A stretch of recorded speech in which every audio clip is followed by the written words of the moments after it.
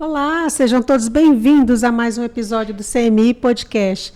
Na nossa série especial sobre o Outubro Rosa, nós vamos receber hoje a doutora Maria Luísa Quintão, ela que é ginecologista e mastologista. Seja bem-vinda, doutora.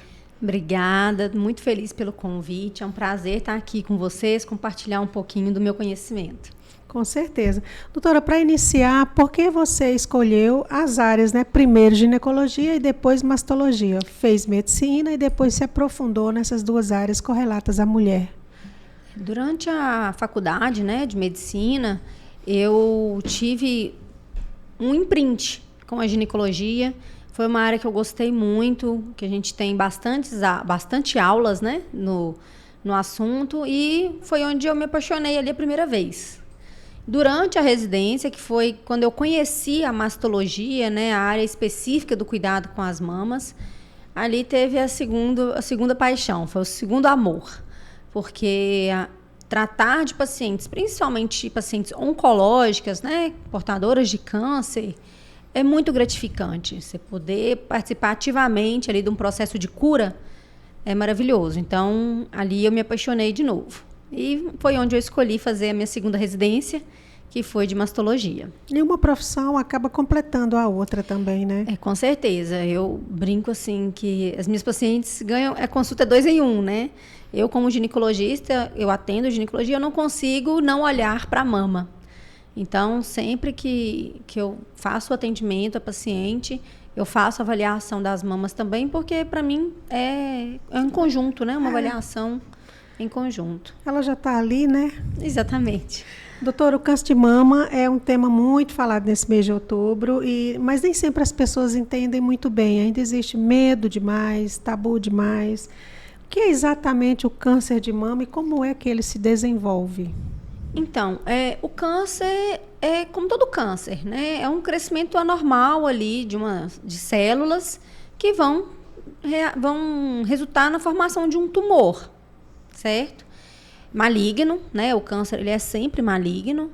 Então, a gente, com essa formação desse tumor, esse crescimento desordenado, que pode proliferar, às vezes espalhar pelo corpo, a gente dá a denominação de câncer, né? E, nesse caso, na localidade das mamas. Tem também o de ovário, que também na sua área de ginecologia atua nele. A gente tem também o câncer de ovário, que é um câncer também que merece uma atenção muito especial, principalmente porque é um câncer que geralmente é feito o diagnóstico tardio, né? Porque a mama, dependendo do tamanho da mama da paciente, a paciente sente ali o nódulo, né? Já no ovário, não. É interno, né? É um pouco mais difícil, assim, é feito mesmo por diagnóstico de imagem. Tem pacientes que não têm o hábito de fazer, né? De ir no ginecologista, de fazer ultrassom pélvico. Então, isso é um pouco mais difícil para a gente fazer o diagnóstico. Existem diferentes tipos de câncer de mamas ou não? Existem. A gente tem os carcinomas invasivos, né? E os carcinomas in situ. O que isso quer dizer? Os carcinomas invasivos, eles são carcinomas que têm um potencial de proliferação, né? De metastatizar, de espalhar para o corpo. Já os carcinomas in situ, eles geralmente são restritos à mama. Então, digamos que sejam doenças precursoras, né? Porque o invasivo, ele já está ali num nível acima. O in situ, se ele não for tratado, ele pode progredir para um câncer invasivo. Mas, geralmente, a gente consegue fazer o diagnóstico ali na fase, né, de in situ mesmo. O tratamento é mais conservador e o prognóstico também, a depender da situação, é até melhor. Existe hoje, o câncer é uma doença multifatorial, não é mais só genética, como se imaginou há 10, 20 anos atrás. Quais são os principais fatores de risco que pode levar mulheres e homens, né, a desenvolver câncer de mama? E o que o estilo de vida pode ou não influenciar? Isso é muito importante a gente falar, porque, na verdade, a parte genética é o menor percentual. Tá? A minoria das pacientes que têm câncer é de origem genética. A grande maioria são fatores externos, né? Que são fatores que a gente tem capacidade de mudar, que é exatamente os hábitos de vida, obesidade, uma alimentação muito desregrada, tabagismo, alcoolismo.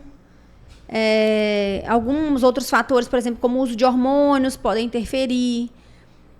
Principalmente hormônios que não são como reposição, né? Aquele uso desregrado, que hoje a gente vê muito aí também. De mulheres que frequentam a academia, você fala testosterona, esse tipo de coisa, de isso. reposição. Anabolizantes, né? Que a gente não considera ali uma reposição. Sim. Porque aquela paciente não está em déficit, ela está tomando uma dose a mais do que ela precisa. Então, isso é um fator de risco importante. Mas também a idade avançada, né? Obesidade, o início da menstruação muito precoce e a menopausa tardia, porque você tem um tempo maior de exposição hormonal. E o estilo de vida, né? Sedentarismo. Então, assim, hoje a gente estimula a atividade física não só para uma questão estética. É saúde mesmo. A gente já sabe que a atividade física previne várias doenças. Então, é muito importante a gente estimular e a gente praticar. Há muita gente que liga câncer também a estresse, a ansiedade exagerada. Na verdade, as questões mentais. A gente ainda não tem muitos estudos em relação a isso, mas é porque a associação que é feita é por causa da liberação do hormônio do estresse ali, né, do cortisol. Então, alguns estudos têm esse embasamento, mas é tudo ainda inicial. Para fazer essa associação a gente não tem nada muito firme. Doutora, a questão do diagnóstico precoce. O que vem a ser um diagnóstico precoce? Existe uma recomendação que nós façamos mamografia, ou no caso, quem tem prótese também pode fazer de imagem, né? Ou um complementando o outro. Exatamente. Assim, a mamografia é o exame que a gente chama padrão ouro, né? Quando a gente tem que, por exemplo, escolher um exame, é a mamografia. Por quê? A mamografia ela vê desde microcalcificações, que são areinhas que tem na mama, que podem ser já início de doença, como nódulos. Ela não consegue diferenciar nódulo de cisto, mas ela vê a imagem redondinha lá e ela sempre vai descrever aquilo como um nódulo. E aí a gente complementa o exame com o ultrassom, tá? Mas o exame preconizado no mundo é a mamografia. E anual. Né? Existem aí algumas linhas, algumas vertentes que recomendam o exame bianual, né, a cada 2 anos, mas a recomendação da Sociedade Brasileira, da Sociedade Americana de Mastologia, é a realização do exame anual. Em 2 anos, muita coisa pode acontecer, né? Em 1 ano, muitas vezes, a gente pega pacientes com doença, e às vezes doença avançada, imagina em 2 anos. Então, a recomendação é mesmo fazer anualmente a mamografia. Existe uma idade que as mulheres devem começar a fazer mamografia, ou isso também caiu? Antigamente era 40 anos? 40... Não, na verdade, assim, até pouquíssimo tempo atrás, a recomendação do SUS era a partir de 50 anos, do Ministério da Saúde, e a recomendação das sociedades era a partir dos 40. E assim, há menos de 1 mês, isso foi alterado, o SUS baixou a idade também para 40 anos. Então, hoje, a partir dos 40 anos, todas as pacientes devem fazer mamografia de rastreio e, se possível, correlacionar com ultrassom. Até porque muitas pacientes têm mamas densas, né? Isso pode influenciar na eficácia, né? Na sensibilidade ali da mamografia. Então, a gente complementa com o ultrassom. Inclusive, pacientes que têm prótese não têm empecilho nenhum em realizar mamografia. Elas podem e devem realizar da mesma forma. O autoexame das mamas é um aliado, ainda é um aliado. Há muita gente que tem dificuldade de perceber um nódulozinho, um cisto.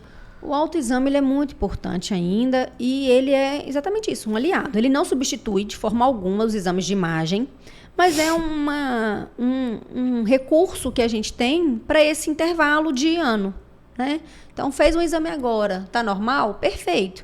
Você vai repetir de novo em 1 ano. Mas nesse intervalo, é importante você estar atento à sua mama, né? Então, avaliar coloração, mudança de coloração, saída de secreção pelo bico do peito, principalmente se for de forma espontânea, unilateral. Avaliar, por exemplo, se palpa alguma coisa. Então, é importante você se conhecer. Tem um período do mês, depois da menstruação? Antes, ou porque não? Antes da menstruação, na verdade, sim, qualquer época que se você... É importante. É importante. Mas assim, depois da menstruação é um período melhor porque a mama já deu uma desinchada, né?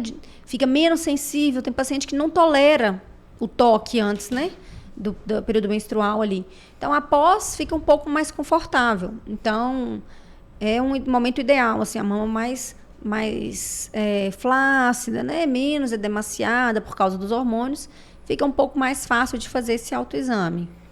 A questão do líquido, né, que sai do bico do peito, se tornou também, a gente falava há pouco aí do câncer de uma famosa, a nossa Global, ela até fala para as mulheres usarem, Fátima Bernardes, ela conseguiu detectar o dela assim.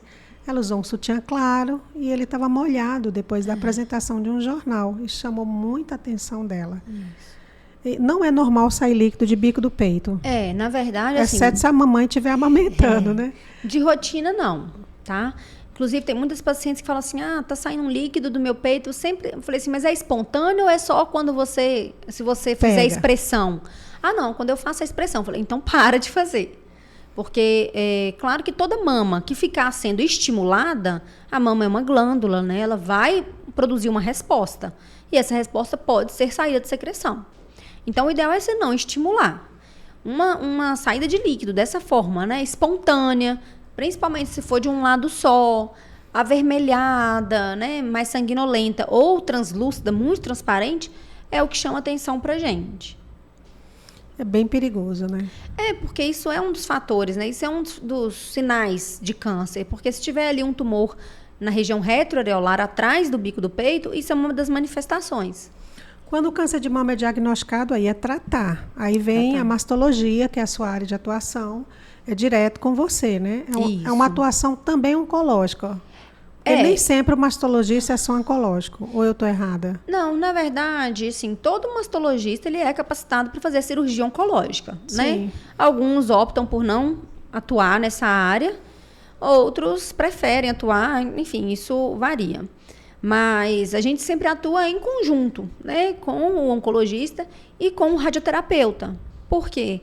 Porque o tratamento ele não é só cirúrgico, né? A gente faz o acompanhamento, a gente segue a paciente ali, ela vai fazer exames de rotina com a gente por um tempo, apresentar os exames, né, de acompanhamento.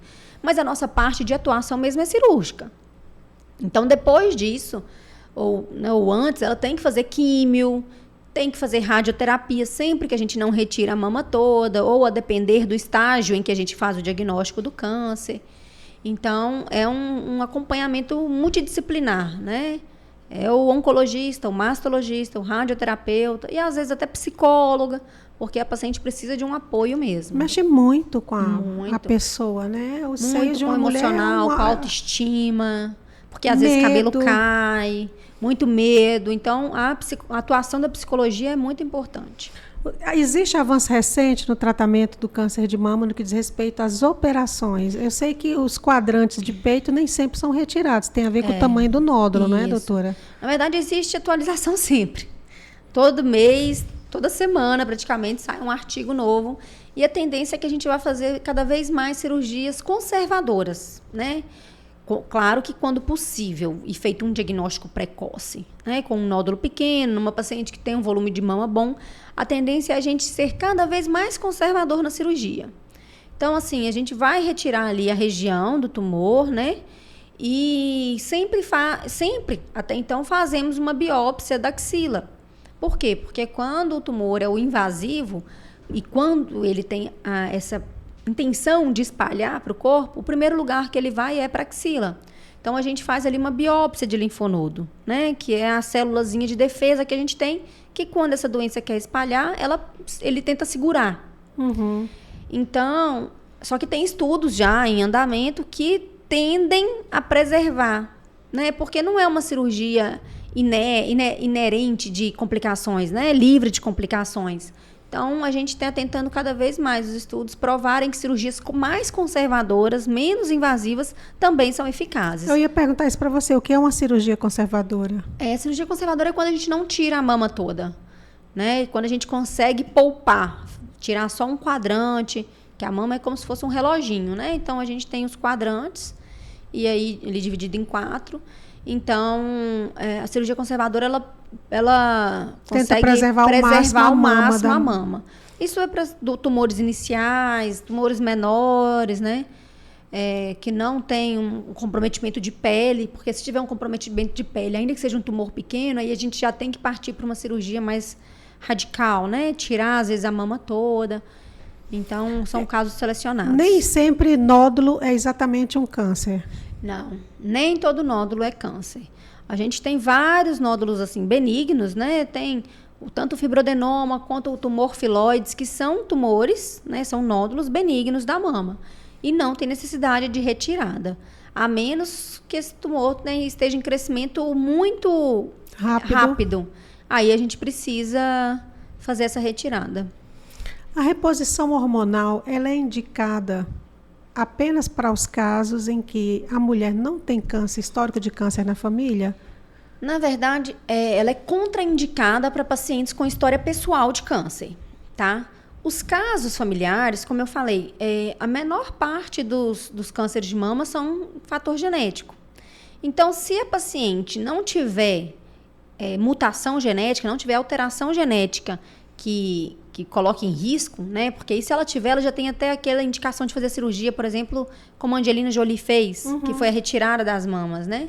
Então, se ela não tiver esse fator de risco, ela pode fazer. Claro que com parcimônia, fazendo um acompanhamento de perto, tanto com o ginecologista quanto com o mastologista, não usando medicação que a colega usou, que viu alguém, que alguém postou que tomou, né, sem indicação médica mesmo. Um tempo atrás se dizia muito que reposição causava câncer. Na verdade, assim, a gente pesa risco-benefício, né? Tem pacientes que vão ser muito beneficiadas pela reposição hormonal, aquelas, por exemplo, que têm menopausa precoce. Então, essas pacientes, elas vão ser muito beneficiadas. É caso a caso. A caso. Então, elas não têm contraindicação. A gente tem que acompanhar, ver a dosagem para não usar nada demais, né? Nenhuma dose muito alta, porque a gente precisa disso. A gente está fazendo uma reposição. Então, a paciente está em deficiência.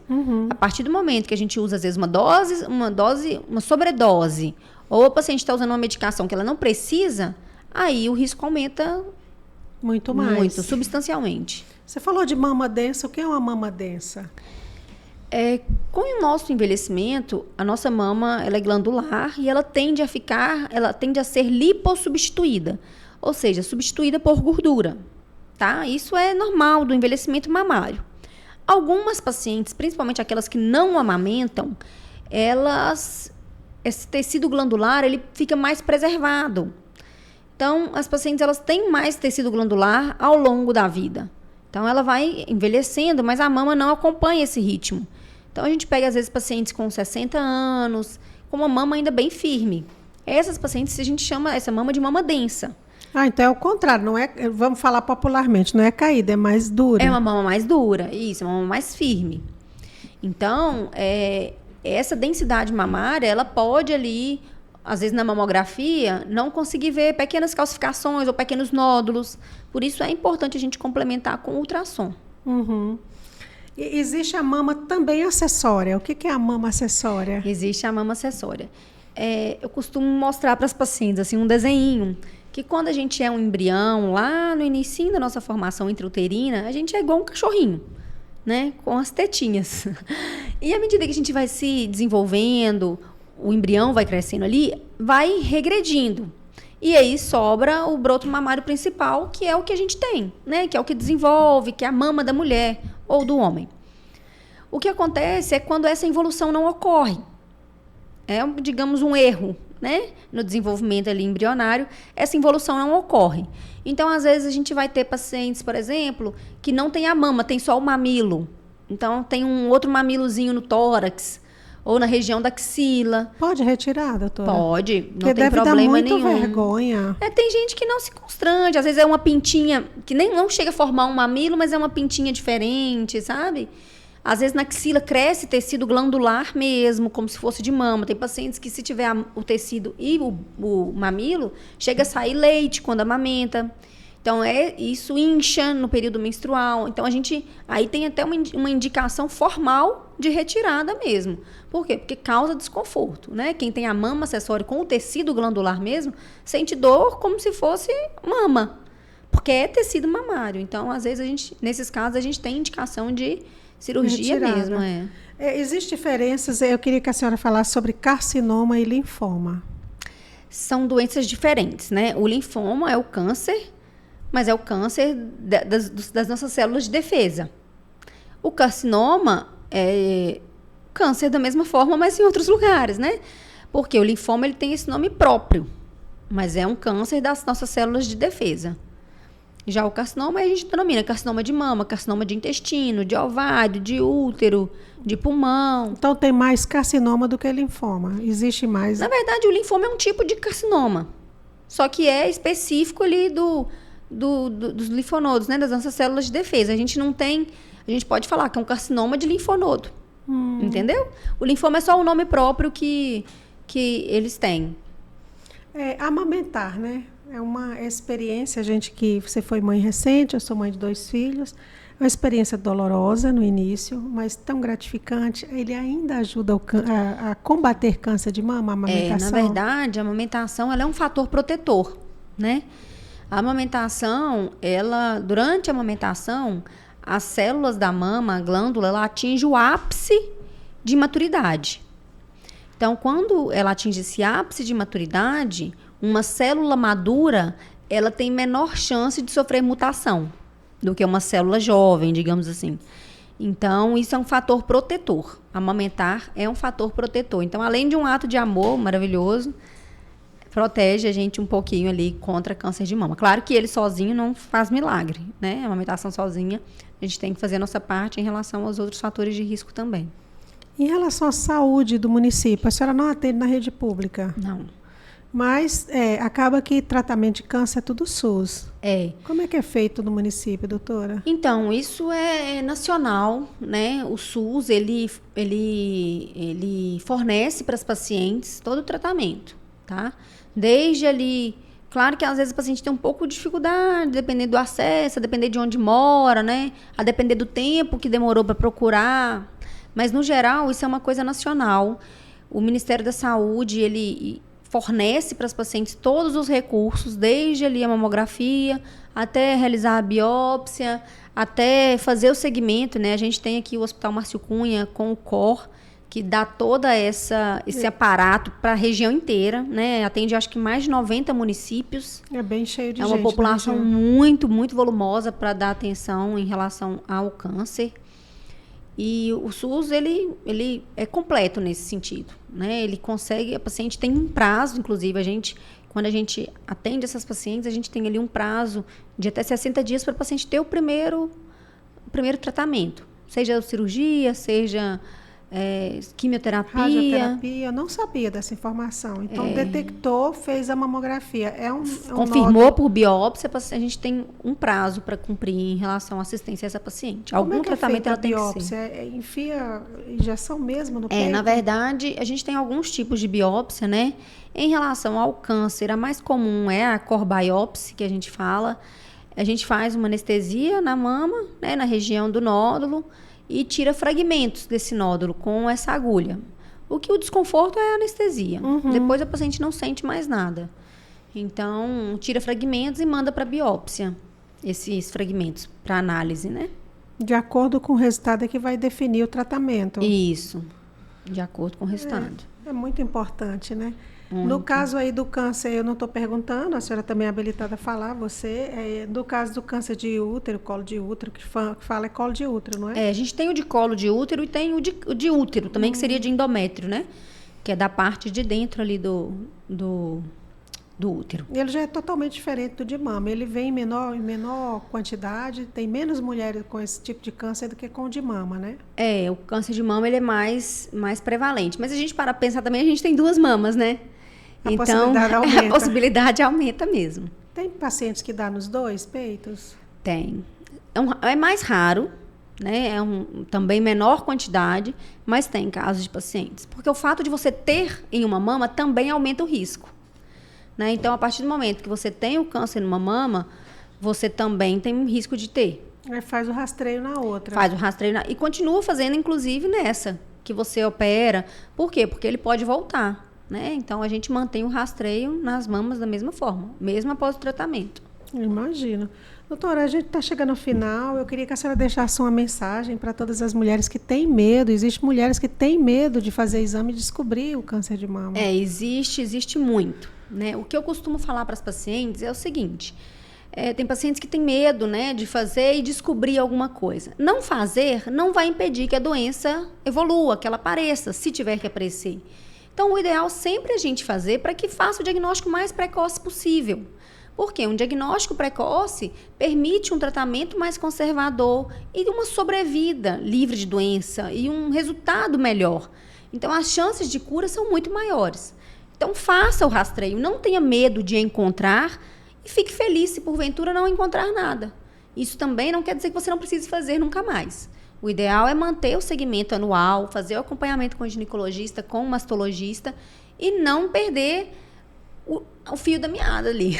E é todo ano, não é só outubro, não. Não é só outubro, não. E se quiser que seja no outubro, que seja todo outubro. Né? Às vezes fica mais fácil para gravar, porque é tanta coisa que a gente tem que fazer. Então, que grave assim, todo outubro eu vou ao ginecologista. E lá faça seu exame preventivo, pegue os pedidos de exame de mama, faça os exames laboratoriais, que seja, porque a gente tem que cuidar da nossa saúde. Né? Que é o nosso bem principal. É o nosso bem não principal. Adianta ter todas as outras coisas se não tiver saúde. Exatamente. Tem muita paciente que fala assim, eu descuidei porque eu estava cuidando de um parente doente, mas e se você não se cuidar, quem vai cuidar desse parente? Né? Quem cuida do cuidador? Então, eu falo, ótimo, eu entendo que você está com suas outras prioridades, mas tira um dia para fazer seus exames. Né? Tenta se cuidar também, porque se você adoece, quem vai ficar com essa pessoa? E quais são suas redes sociais, para quem quiser segui-la? Eu tenho o meu Instagram, né, meu Instagram pessoal, profissional, que é doutora Maria Luísa Quintão. E lá onde eu posto um pouquinho de informação, né, para dar uma esclarecida. Posto um pouquinho da minha vida também. Bem pouquinho, mas posto. Aliás, é muito bom o Instagram da doutora, tá? Eu vou reiterar aí que sigam a doutora, porque eu mesmo peguei muita informação para entrevistá-la do próprio Instagram dela, que é muito informativo. Que bom. Obrigada, doutora. Se eu não perguntei alguma coisa que você julga importante, por favor. Não, foi ótimo. É um prazer estar aqui, né? Poder compartilhar um pouquinho de conhecimento, instruir pacientes também, porque é importante, é o câncer mais prevalente nas mulheres, acontece em homens também. Eu não perguntei, né? A incidência de câncer de mama em homem. A incidência é baixa, mas ela existe. Então, assim, a gente tem que ter esse cuidado, né? Não negligenciar também. O homem consegue se tocar como a mulher e sentir algum nódulozinho? Consegue sentir. Tem manifestação como saída de secreção também, porque como o homem tem menos glândula, né? Ele tem um tecido mamário mais reduzido, mais ali retroareolar, atrás do bico do peito. Então, ele fica mais restrito àquela região. E, consequentemente, tem mais sintoma de descarga papilar, que a gente chama, que é quando sai secreção no bico do peito. Então, é uma das manifestações mais comuns, né? Às vezes abre um machucadinho ali no bico do peito e tem que ser avaliado. Não pode negligenciar também, porque homens podem ter. Você também atende homem, né? Também atendo homens. Mastologia é mama. É mama em geral, né? Atendo homens e mulheres. Ok, obrigada mais uma vez. Obrigada, foi um prazer. Agradeço muito a sua disponibilidade de vir gravar hoje esse podcast informativo. Que Deus possa abençoar você. Amém. Toda a Vocês sua também. família, lhe dá muita saúde para cuidar da gente. Amém. Muito obrigada, é um prazer, estou à disposição.